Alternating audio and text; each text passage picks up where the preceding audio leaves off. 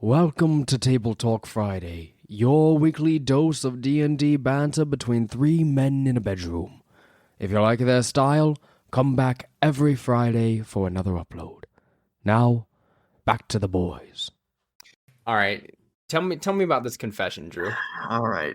Look, you're going to judge me so hard for this. It's not even a big deal, but based on recent developments and, things that I have or haven't wanted to involve myself with, look, I'm just going to come right out and say it. So, no, I'm not. I'm going to dance around it. So I told you recently, I'm really feeling my new character campaign 3. Right. The freaking the Mercy cleric. Oh, he's so cool. He's got like the pink magic. He's got the gold magic. What's up with that? Yeah, super Why cool. Is it so mysterious? Lantern, right? Super cool. But I'll tell you what's not working. What's not working for this character? There's one very specific thing. Okay. One very specific thing. My dice are not working for me, man. My dice are not working. You did it, you slimy piece of... No. You look. Just hear me out before you judge me, and you will anyway. But that's okay. I like the whole gold and pink thing. Okay, and I started. You have to theme your dice around your character. You have to. And I've always had a good theme, and I thought I had some for this, but I don't. Even though I have 35 sets of goddamn dice, it wasn't the perfect what I needed. It wasn't what I needed. Okay. What I was using, and for you, Seth, you could see me here. What I was using was these, some grammatical idiot, these gold and black ones. So like they're all metallic. It was cool. Very nice. But the black didn't really fit. Not really like a black themed kind of color. So I was rocking those and these pinks because, the whole magic thing I was talking about, right? Makes perfect sense. And also I found out these pinks, apparently every single one of them has penguins on it mid-session. That was a thing, except for the D4 that has fish. Don't understand. Maybe it's because penguin eat fish. I don't understand. I don't even know where I got these dice. Regardless, I didn't roll good enough on any of the recent sessions to know that there were fish on the maximum numbers. So that's a problem. So we need new dice. I tried washing them. It didn't work. The rolls were still poor.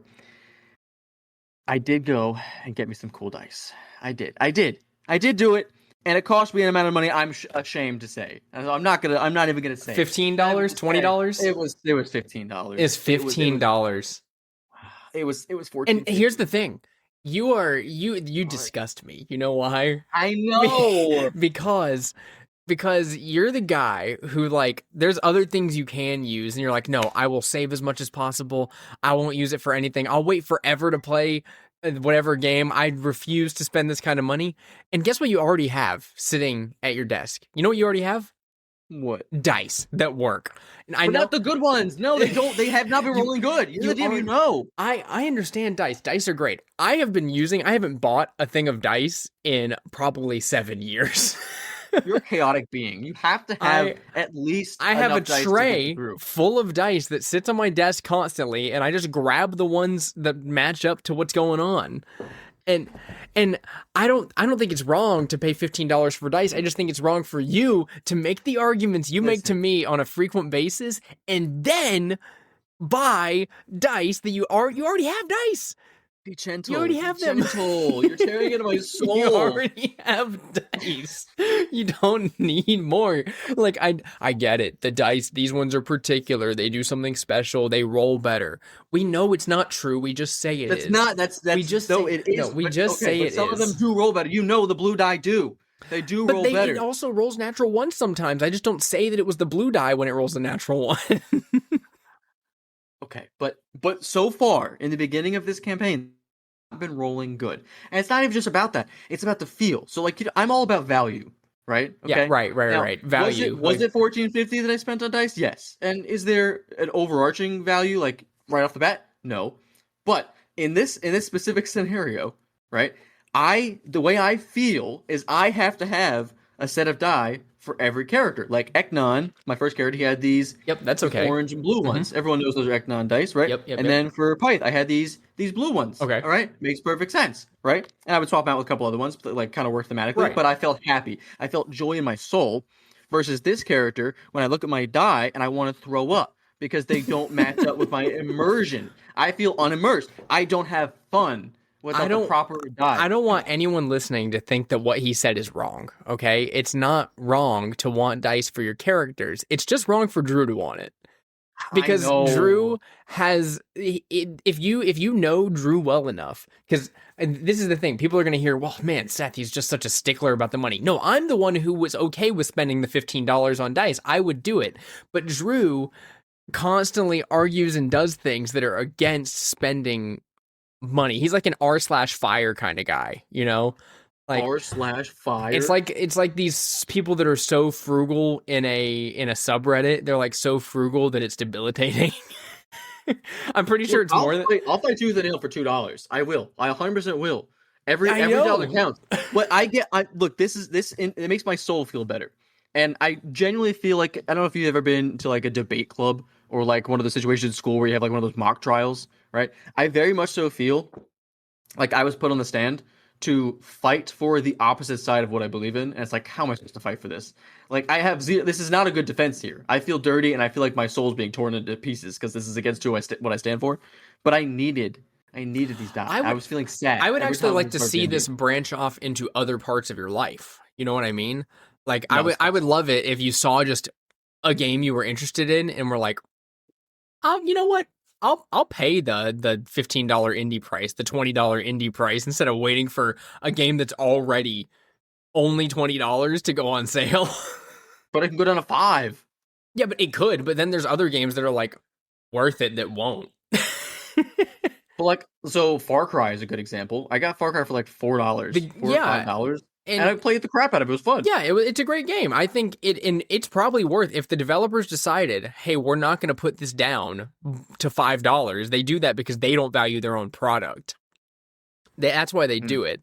I actually think that, you know, like Slay the Spire 2, we'll put that as an example. It's a $20 game. It's a $20 game to play in early access. It's not much. I've put 111 hours into it and it's not even out yet. Like, they're still updating it every month and adding new things in. Game hasn't even released yet, and I've put 110 hours into it. So that's more hours than I've put into Battlefield 6 right now. That was a $70 game when it came out, and I've played Slay the Spire 2 more. So I think it really is a quality over how much the price tag is type of deal. See, also Battlefield 6 is still great. It looks fun. It does look fun, but I have Battlefield 1, and that's all I'll ever need. Is if I want to go play Battlefield, I can play Battlefield 1. I'm not willing to spend more than $3 to get a different version. I'm just frugal, and you have to come up with some real value for me. $5 for a whole video game, that's good value. I'm going to spend it all day. If I see a $5 video game, I'm absolutely grabbing it. What? This is an 8-sided die, and you have a lot of these. And they all do the same thing. They all do the same thing. No, they don't. No, they don't. They all do the exact same thing. You're absolutely incorrect, because I spent more money on these and they're harder to read. So, so I got more value. Like, I'm more immersed. You know, I'm really like, gotta look like, oh, what did I roll? Oh, I don't know. Let me just really move my whole setup to find out what I rolled. Yeah, no. That's reasonable. What you said is completely reasonable. Look, I'm gonna leave the die reveal here for the exclusive Patreon post show. I think is what we'll do. Patreon.com/Table Talk Friday. Yeah, no big deal. But like, you know, if you happen to want to check these die out, you know, maybe show up at the post show. I'll show them off to everybody. Maybe I'll take my shirt off. I don't know. We'll have to see what happens. But I have these die. We'll show them off later. But I will say they're pretty dang cool. They're right on the money with where I want Edmure to be. And the only problem is, this is the worst part. I didn't even get to that. This is like the longest cold open ever. The die that I have, they're so cool. They make the other set of die, because I always have 2 sets for each character. They make the other set look bad, so I think I need to buy more. Is the problem? Oh yeah. No, I think that's reasonable. Yeah. That's good. That makes sense. Yeah. Just one more set though. Just one more set for the next 3 years. So really, I mean, who's getting a bargain? Right. No, I was just thinking that. So, see, I have to do math now. Hold on. There's 52 weeks. We play D&D approximately 52 times a year. I think we play approximately 40 times a year. Okay, so we'll just round it down. All right, so let's just say 40. Okay, 40 times a year. Campaign 3 is going to last, 3 years?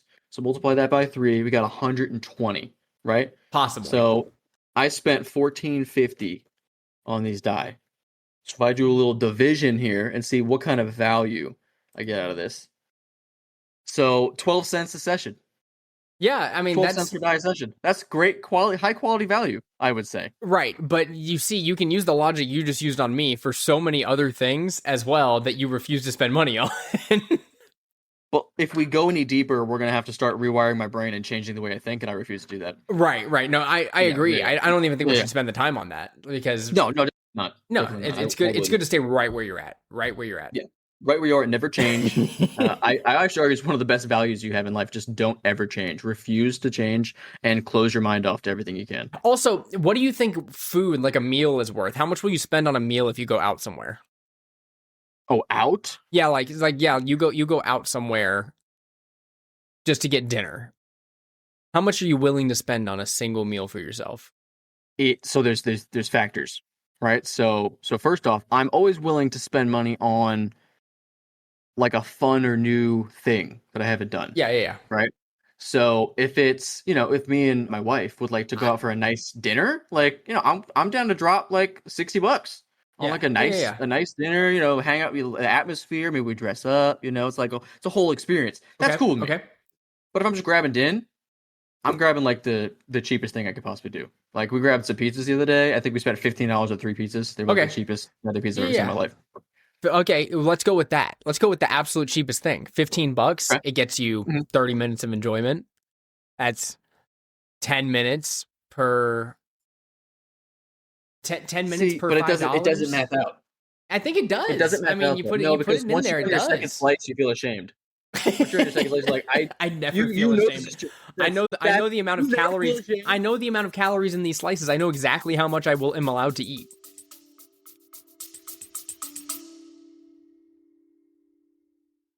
We interrupt this regularly scheduled broadcast to tell you about patreon.com/Table Talk Friday, where you can get post shows from the boys every single week. Sometimes they talk about their personal lives, sometimes they talk about gaming, and sometimes the conversation just continues where it left off. So go check out patreon.com/Table Talk Friday now. No, it doesn't even matter what I'm doing. It's opportunity cost, basic economics here, right? Whatever I'm doing, if I'm doing something and something else could be better, I feel bad. I feel bad about it, right? Right now I'm spending my time doing something good, a podcast here. But like, if I was playing games, I'd be having a great time for like an hour, and I'd sit there going, man, I could have been doing something else. I could have cleaned like the kitchen. I could have done those chores I had, Right. And it's the same thing with food. Once you get to that second slice of pizza, you're like, what am I doing? I'm gobbling down this delicious pizza, but for why? And I'm going to have 2 more slices, even though I'm not hungry anymore, because I want this pizza and it's not worth it. You don't need that pizza, but I'm still going to buy it anyway. I'm just saying the math you used on me to justify your dice doesn't apply to a lot of things, and it does apply to a lot of things. You're like, oh, I'm gonna get so much 12 cents per session of enjoyment out of this, and I'm like, okay, well, let's put that in a different category. And now you're saying, it doesn't matter. So $15 for 30 minutes of enjoyment, is that worth it? I don't know. Is it? No, absolutely not. Okay. Well, let's put in another perspective. Let's go for a movie. Like, say you go to AMC. That's like the big movie theater. It's like, you go in there. Let's say you're not even buying like food or anything with it. You're just going to the movie, and you bring like candy along or something. So it's like $1 for your candy from the dollar store.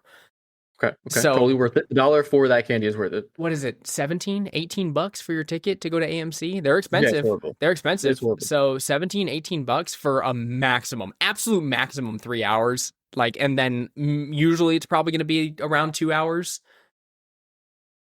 That's not good value. No, like right off. No, it's awful. That's why I don't go to the movies unless it's one of those premium experiences, like if the new Venom came out or something. I may want to go to the movie. I hate those movies. I hate those movies. That's where value comes from, right? It's the value. So I enjoy the Venom brand, right? So I'm willing to spend more money to go do that, just like the same way Doom. I'll gladly spend $50 on Doom every day of the week. I'll buy Doom 3 times a year for $60, but I refuse to spend $10 on a game that I might not like. Yeah, but what if you go to see a movie? You don't know if you're gonna like the movie. But I probably watch the trailer. I'm not gonna go see a movie if I'm not sure I'm gonna like it. You know, But you can see a trailer and the movie you go in and it's bad. I went and watched that Doctor Strange Multiverse of Madness thinking I was gonna love it because I love Doctor Strange. we went. I was there with you, And we I went walked together. out and you saw me. I walked out angry. I walked out and I was like, that was bad. I did not like that. So you don't know. You don't know because I went into that movie thinking I'm going to be the one that likes this when other people don't. I went in expecting to like this movie. And I walked out and I went, guys, I had the worst time today. I can't tell you how excited I was to see this movie. And I was distraught at the end. I like bad Marvel movies and I hated that one. Which, because I usually like the movies people don't like. I enjoyed Multiverse of Madness. Yeah. Called, right. I thought the ending was weird with the eyeball thing. Oh, it was bad. That was bad. creepy. But it kind of vibed because I was rocking a divination wizard at the time in D&D. Right, So like it kind of sort of worked with what I was doing, right? But like Morbius, I liked Morbius. That's a bad movie. I thought it was good. I enjoyed it. He's a vampire guy. To be fair, I don't even like vampires, which is the weird part. You could have said anything but Morbius, and I would have been like, "Oh yeah, you like that movie." And then you said Morbius, and I was like, "What the heck are you talking about? What are you on about right now? You're watching Stepdad Slop. That's what it is. Stepdad Slop. Yeah, Stepdad Slop. Yeah, I think Venom is like the quintessential stepdad character. You think so? Yeah. I mean, I'm not against Venom. I think Venom's cool. I like him, but I'm not like, oh, Venom's my favorite thing in the world. And I look at the movies and I go, those are trash movies, but the character Venom is cool.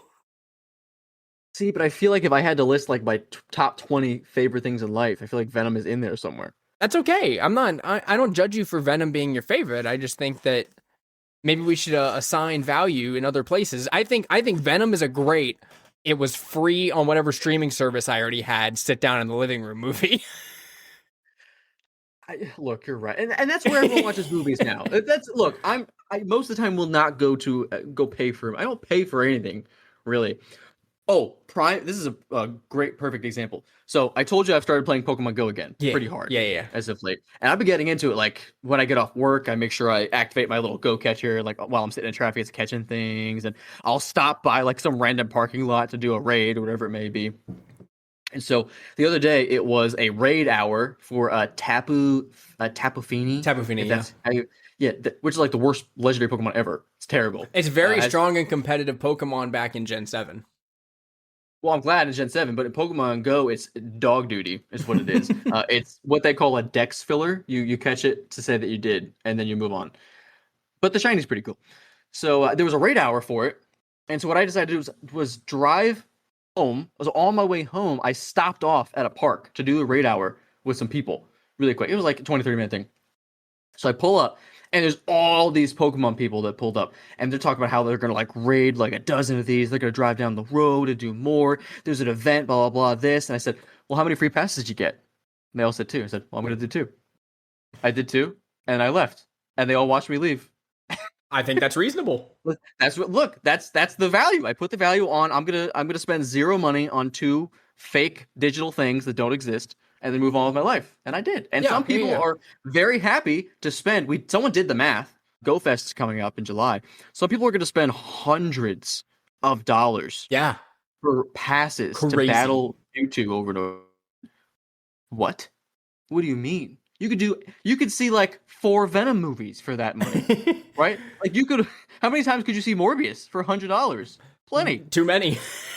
Too many. Now, this actually makes me think of something. So we were talking yesterday in our group chat because The Witcher got a DLC announced, right? That's so cool because I just started playing it. Everybody heard me last week before this came out of me talking about like, oh yeah, I just started playing The Witcher. I like it as much or more than I like Baldur's Gate 3. This is great. I love it.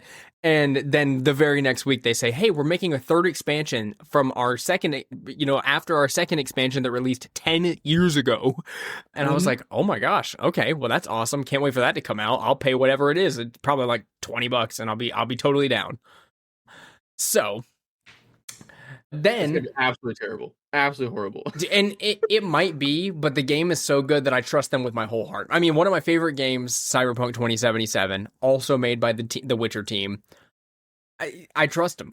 I trust them with my life. So I wanted to bring up with you whether you think that future Wizards of the Coast and like D&D products are going to end up also kind of like, if that price range is going to stay the same. Like normally I pay like what, 30, 35 bucks on a book on Amazon after it came out. Or it's like you go in to get a hardcover for 50 bucks and like the special edition one in like a store is like 70 bucks, right? So so you've got those three little price ranges. We haven't seen that change in a long time, which I don't see why it would, right? Because it's a piece of paper. It should be it's approximately the same.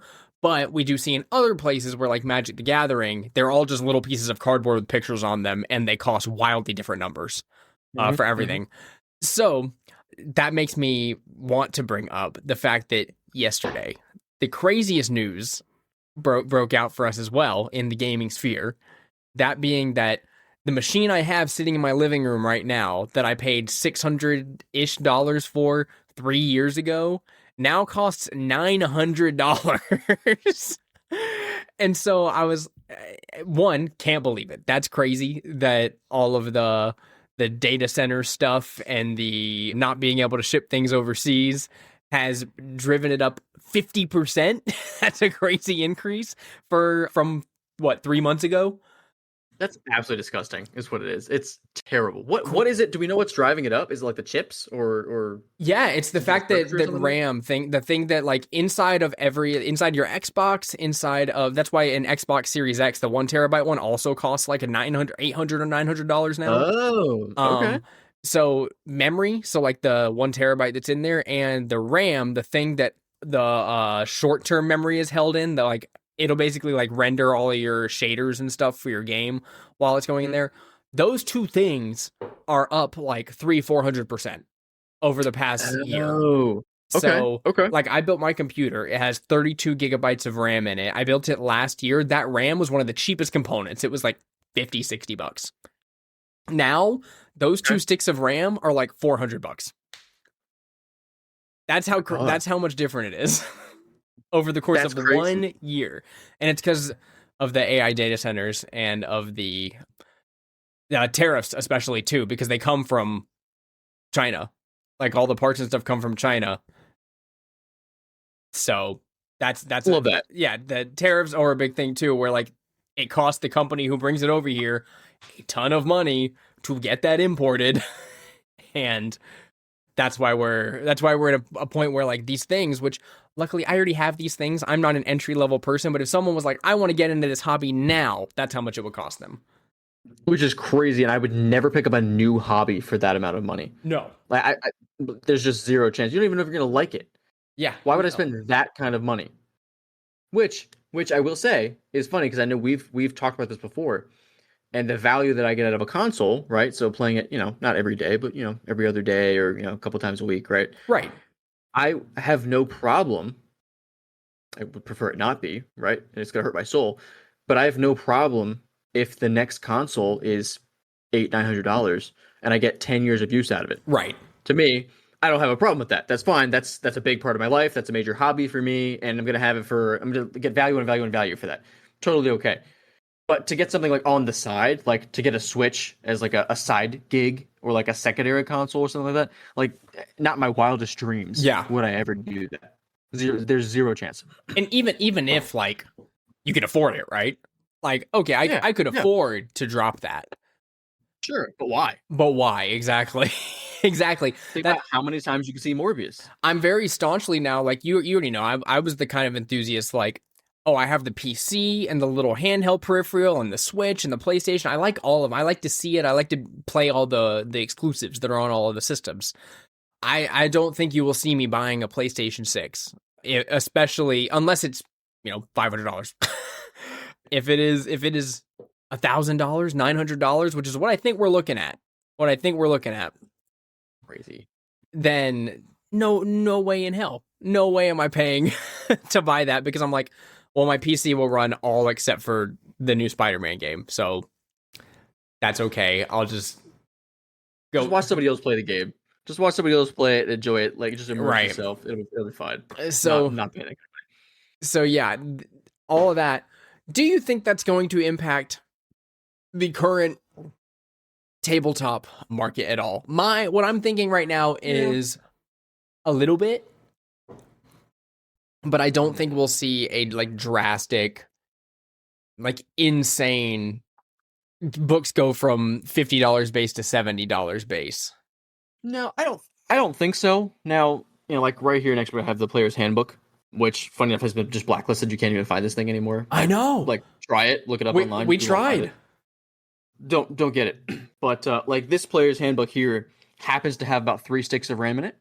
So over time, I'm sure it'll probably inflate to about $200 or so, right?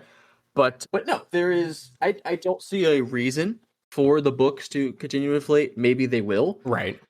But I just don't see it. Maybe I'm incorrect here, but from my view on like the D&D market, right, where all the money flows, I just don't see people spending as much money as they used to on these books or these accessories or their minis or blah, blah, blah. We've moved into a more digital age, right, where just about everything is digitalized as far as D&D goes. People still meet up, of course, to play, and fantastic. I encourage it. This is the best way to play. But there's less reasons all over the board. So you don't even need physical dice anymore. You don't even need your real minis. You can play on Roll20 for free. I mean, like, what do you need? You could download a free thing. You could even ChatGPT a map and just slap it down.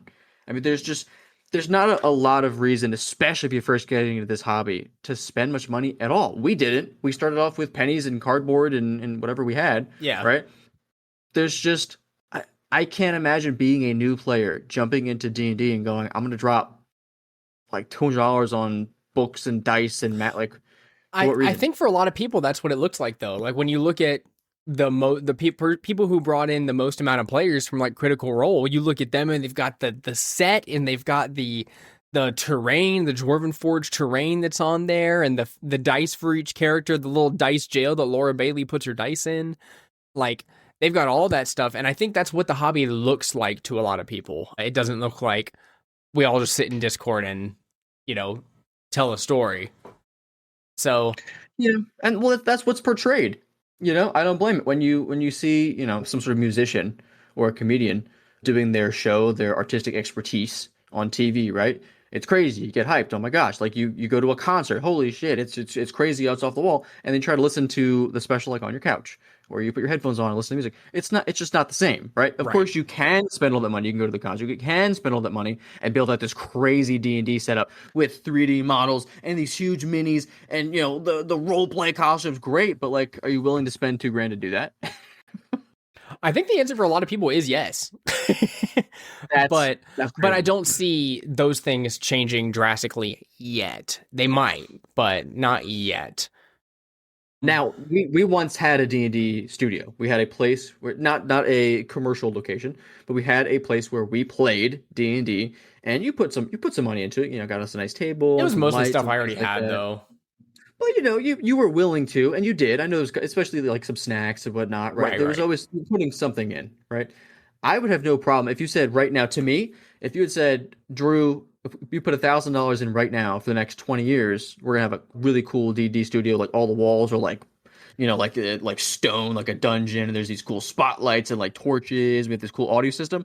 By all means, yes, I would do it right now. Yeah, right this moment, I would drop a G on that. But that's the value, right? I'm not going to do that for one session. I'm not going to spend all this money on these 3D maps that you're going to get to play twice. I think all the time, I don't know if you've ever given thought to this, maybe other people do, when you watch Critical Role in these crazy Dwarven Forge, like handcrafted things, what happens to them after they play? I've thought about that so many times, dude. Where does it go? Do you think they use it in like separate games? Do you think they just have it sitting in a room? I think it's just sitting in a room. I think now, keep in mind, they probably have a battle map for at least every session, right? There's hundreds. It says there's no way to store all these unless they have, like a warehouse of sorts, like a storage system for it. I think they probably keep some of them. Like they have some sort of call, like, do we think we're going to use this again or not? And if the answer is no, or if it's not like this limited premium thing, maybe they sell it to people. Maybe they give it away to fans. Or maybe Dwarven Forge sends it to them for that specific scenario and then sends it back. They send it back. Like a lease situation. It could be. Maybe. I don't know. I would like to see that. Maybe Dwarven Forge resells it. They might just take it and be like, hey, this is the place that they used in Critical Role for more money. They take it.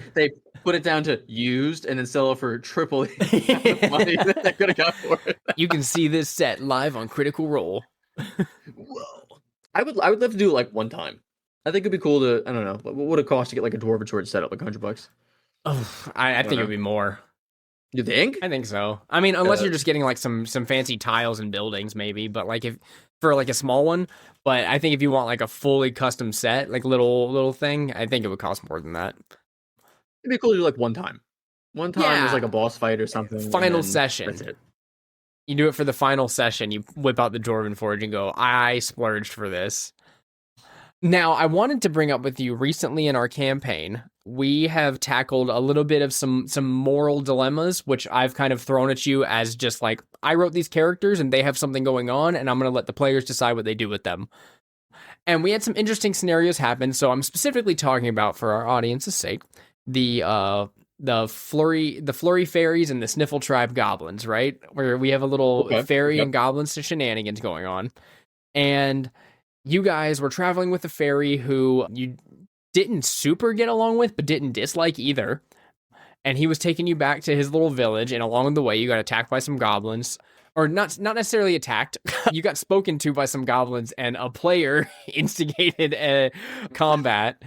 Oh and you guys decided to like take the fairy friend that you had with you and throw him to the goblins as like bait and get out of there. You say we. You say we. That was not a we. The party scenario. decided to do this as a group. No. There was one player decided to do this, and frankly, it was not a terrible call. It did probably save our butts in the heat of the moment. So I'm just saying. Yeah. I'm just saying. Edmure, the good, lawful. I wouldn't say lawful, but like the good cleric boy of mercy, probably wouldn't have wanted to do that. Yeah, and so your little fairy friend got taken by the goblins, and then you visited the fairies, kind of got a lowdown on what was going on, and now you're deciding kind of, are we going to help these fairies or are we going to help the goblins? And I want to know how you feel about going through a moral dilemma where it doesn't seem like either side is right or wrong at the moment. I'll say it is tough, and it was tough. I'm still kind of, as a new character, right? I'm still immersing myself in learning him and trying to find out how to become Edmure, right? But him being who he is, kind of working through the scenario, it's difficult to pick a side. I'm very good. I'm very benevolent. I don't want anyone to die. I don't want to cause pain. I don't want to get into these combats, right? I'm a healer.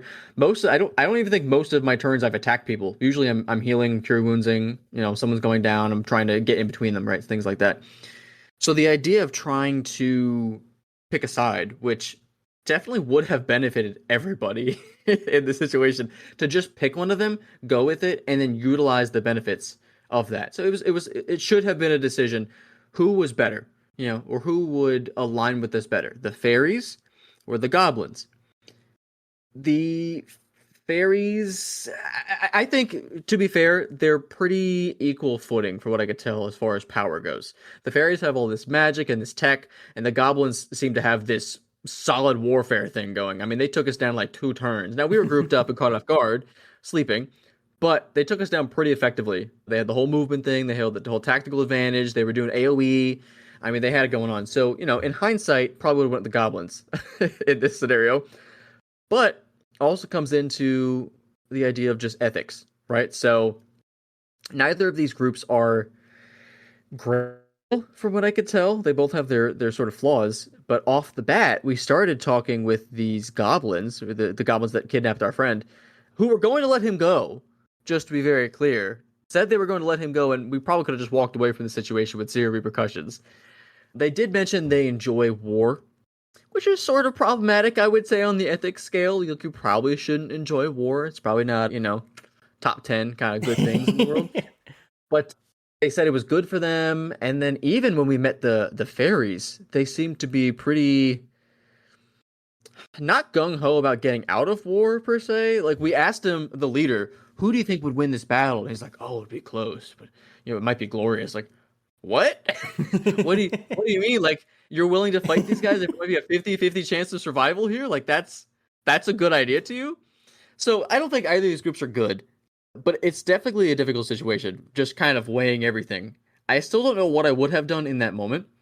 I think I would have tried to, I don't want to say lie, because I don't think Edmure's a liar. I don't think he would lie to get out of a situation. He may stretch the truth a little bit, like finesse, and a little bit of Riz action, right? But I don't think he would lie. But it would have been easy enough to say, hey guys, we're gonna leave, but like maybe we could help each other later, kind of a thing. Like, like I'm not lying, I'm not being deceptive. I'm leaving my options open, being neutral, but maybe leaning towards a particular party is gonna get me out alive in that heat of the moment. And what we did in that moment was not that.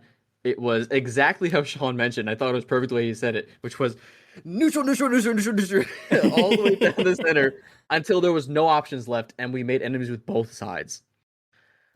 In hindsight, don't do that. Think about it. Probably pick a side unless you're really, really ready to piss off both sides, which is exactly what we did. And maybe there's a way out of this, but it's definitely a difficult. And I don't know if you remember this happening, because you were like with Sean saying the neutral, neutral, neutral, neutral, while inside, camping out inside the fairy's like little area and everything. He was like, I'm just gonna start like counting as many people and making notes of all of the locations and everything, and I'm just gonna start doing that. And I was like, so you just kind of like pull out a thing and start writing it down and everything like that. He's like, yeah, I'm just gonna be like looking around and writing everything down. And I was like, yeah, just do that in the middle of a village. And trespassing, like clearly outsiders here. Yeah, it was really funny because Zach was like, yeah, I'm gonna do that too. I'm just gonna start looking around and counting everything. And I was like, what are you doing? I thought that was so weird. It was really just pissed everybody off. Like, why are we? It was funny for me. Them? It was funny for me as the DM because I was like, they can see you. They see you clearly. Like, what if they ask to see your notes? Like, okay, and you give it to them. It's notes of their numbers. They're like their barracks are. It's war. You're literally being a spy right now, is what you're doing. Right. And so that's why I had like the perception checks and everything going off because I was like, I want you guys to know you're being watched. No, absolutely. And I definitely would. And I think I took that moment as my character to be like, guys, are we aligned here? Like, what are we? Not only for you did go with that, and stuff. Because I everything was kind of happening so fast. We were meeting a lot of people and checking a place out in like just a couple hours. So there wasn't a lot of time to fit in every piece of roleplay and every thought. Especially for like a character that I'm playing right now that's probably a little more lawful than other characters I've played. I don't want to just like interject and like, oh, we shouldn't do that every fucking 2 seconds, right? But I thought it was a nice, like, we left town, everyone kind of said their piece, and it's like, guys, what are we doing here? Like, what are we gonna start a war between these two groups? Because I'm totally not cool with that. Yeah. But it's getting spicy. I'm excited to see where it goes, and I honestly kind of want to fight, just, outside, not my character, but me as Drew. I'd love to fight both sides. Because the goblins are super cool, and I just want to fight them all because they were really strong, and I think they'd be fun and tactical to fight against. It would be a good fight. And the fairies, I don't know what they're capable of. They have all these crazy tinkering gadgets and probably magic, and they can turn invisible. So that would also be tough to deal with. I don't know what would be tougher, but I want to fight them both. Okay, no, I like the thought process there. Well, I think we should continue our conversation in the post show.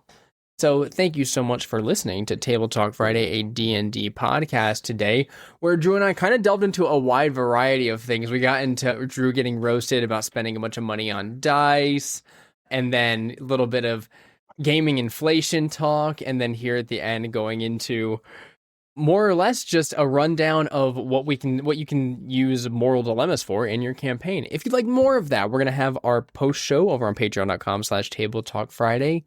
But until then, I need for the flurriest fairy to take me out.